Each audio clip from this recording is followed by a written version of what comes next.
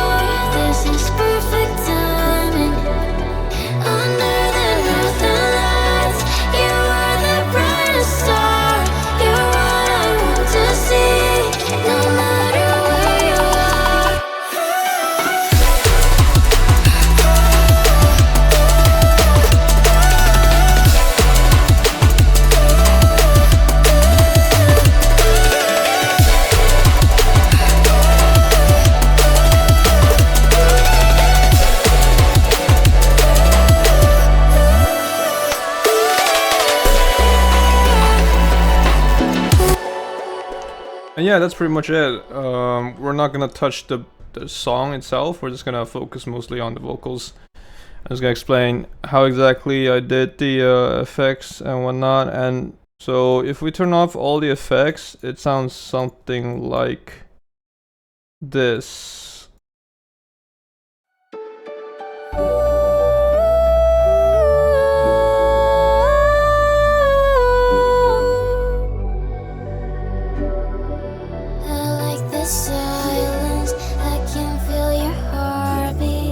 The vocalist did a really good job. Like sometimes I would have to, if it's like recorded raw, I would have to pitch it with a manual pitching software like Melodyne. But in this case, the vocalist did an amazing job just tuning it herself. Really appreciate that always because it saves a lot of time. So in introduction, we have this kind of harmony and ad-lib thing going on.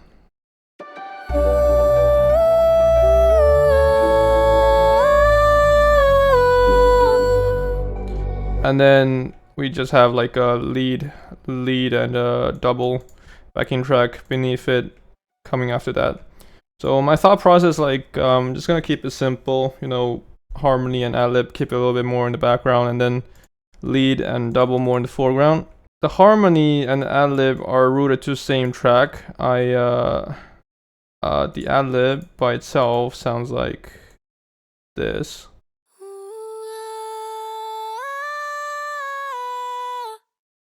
So I auto-tuned it, added a little bit EQ. I feel like the vocals had a bit too much high end, so I did a low pass. Like usually you wouldn't want to do this.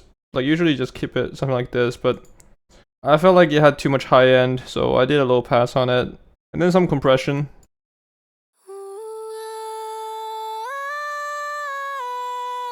It's pretty light. I use a stereorizer to kind of spread the vocal to the left and right channel. Without it would sound kind of dull, something like this.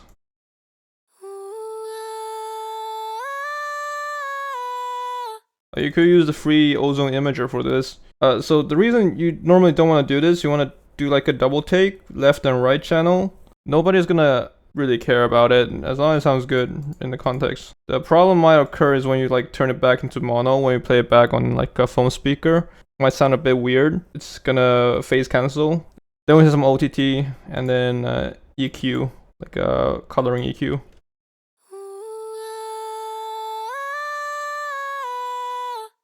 Yeah, that's pretty much that. And then so for the harmony, I had its own chain that I linked the ad-lib to, which is pretty much the duplicate of what I had for the ad-lib.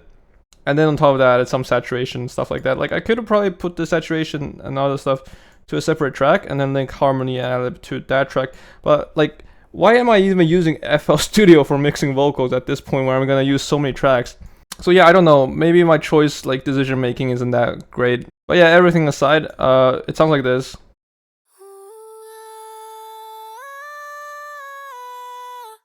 I'm just running it again through auto-tune, EQ, compression. Then I have this fresh air, it's a great plugin. Add some air to the vocals. I saturate it, then EQ and take out some resonance.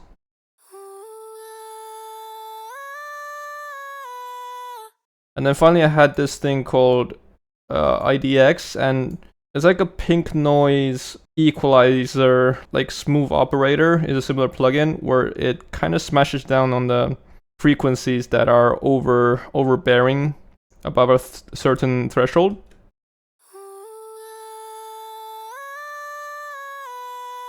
So it kind of presses those down. I like it, it's alright, just a little bit. And then I have soothe.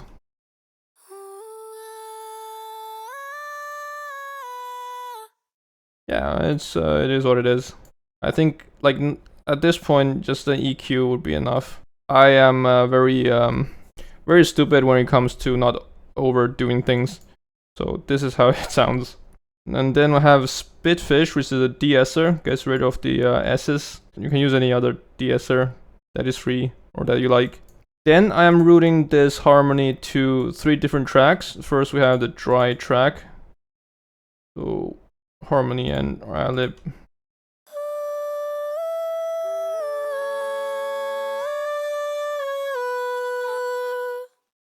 So I'm running it through a dry track, and really there's nothing that important here, just the EQ. Neutron, whatever this is not a reverb, I don't know what it is. They're not doing anything really.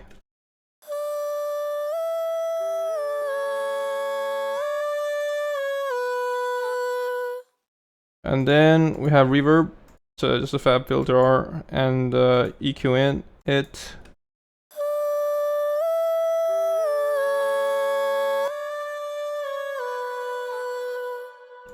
I'm using a peak controller to basically invert the volume. The dry signal plays, the wet channel volume goes down.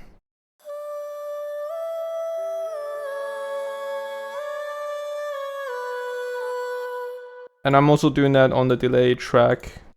I have a delay playing, and then I have a chroma tuning the delay sound, and then have a saturator, and then I'm EQing it.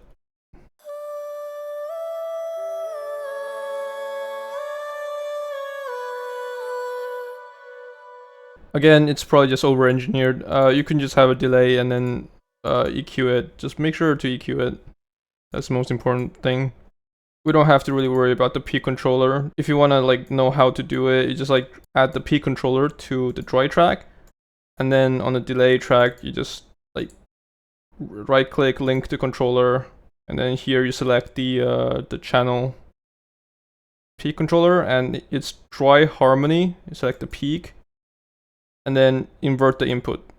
And basically what that does is every time the dry signal plays, the delay or wet signal just gets pushed down. So that is that for harmonies. Now we're moving on to the main lead. I like the silence, I can feel your heartbeat. It's really well recorded. It's really well recorded. So first we got the main, and I'm running it through a auto-tune, and then EQ. Getting rid of the high end a bit and the low end. Then running through a compressor. I like the silence, I can feel your heartbeat. I have a declicker on, it's not doing anything, so don't worry about it. Then I have a saturator. I like the silence, I can feel your heartbeat.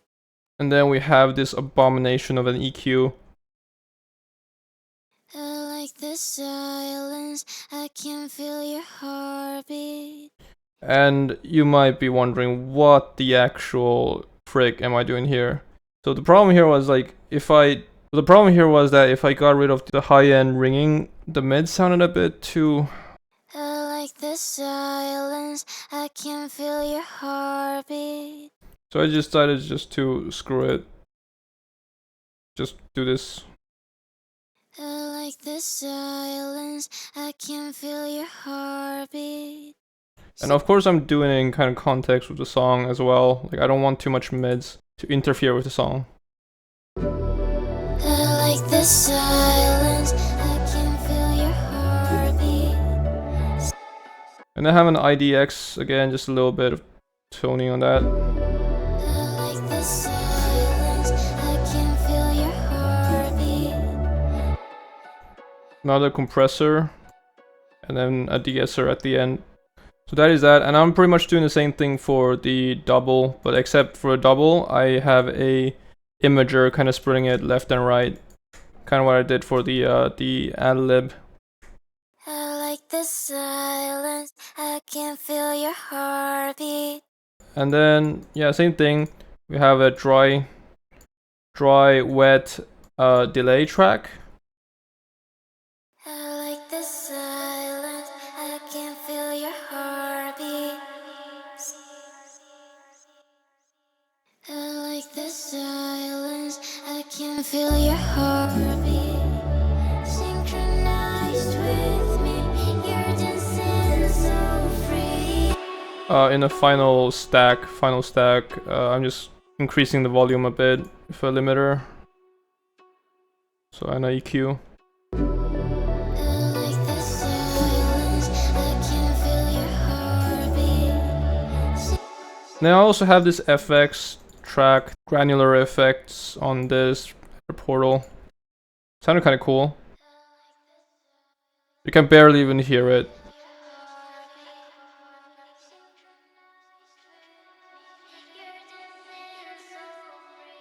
But I liked it.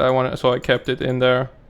So that's pretty much it. Just a lot of like random EQs that I don't remember why I did or how I did it. But as long as it sounds okay, it doesn't matter too much. Like you don't have to worry about the specific EQ bands that I'm doing. Just generally try to keep it even. I would say keep the signal even, and as long as like nothing pops out too much or messes too much with the instruments of the track, then you're golden.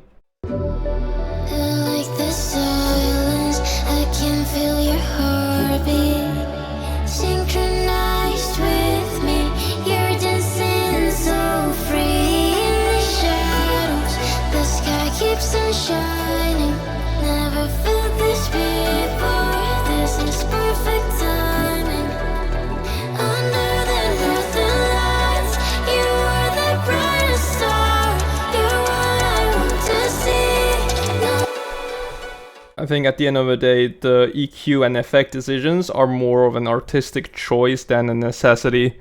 So, like, as long as you can hear what the vocals are in the mix and they're not drowned out or too upfront in your face, because it's like an emotional drum and bass track, it's alright. Don't worry too much about it. Don't like overthink it. So the drop section is pretty much the same thing. We have about 3-4 tracks. So without the effects, sounds like this.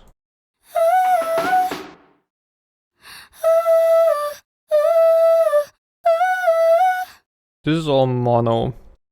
Now I kind of wanted to spread it left and right. So again, I used Imager on one of the tracks, EQ'd it, compressed it, and I pretty much did it for all the tracks, EQ'd, compressed it. But for one track, I had an Imager on, so it sounds a bit wider. Yeah. And then I duplicated the main track and then pitched it 1 octave lower. Then for the Adlib track, I panned it a little bit to the left. I had a harmony pan to the right, but I took it out because I didn't really like it. So I just panned this one to the left and kept it there.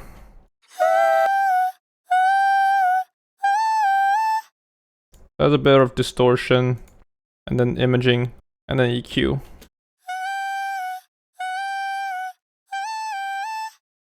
I like that. And then we have the main drop 1 stack. And then the so I linked it all to this drop mix group, and then I compressed it, saturated it, OTT'd, fresh air, EQ. It had a really strong fundamental tone, so I had to really like push that thing down.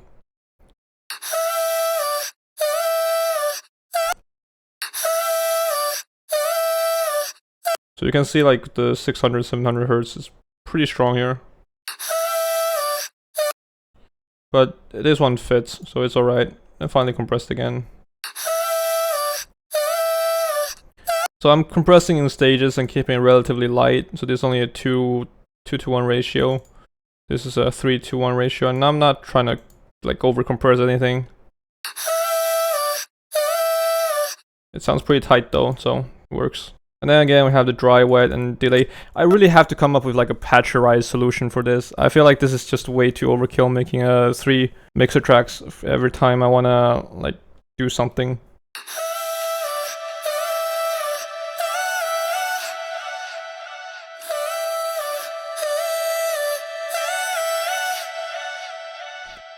So yeah, let me know what you guys think of this breakdown. I'll be dropping FLPs on my Patreon. You should definitely check those out. I'll be dropping this beat on my Patreon at some point, potentially this month. So yeah, check it out.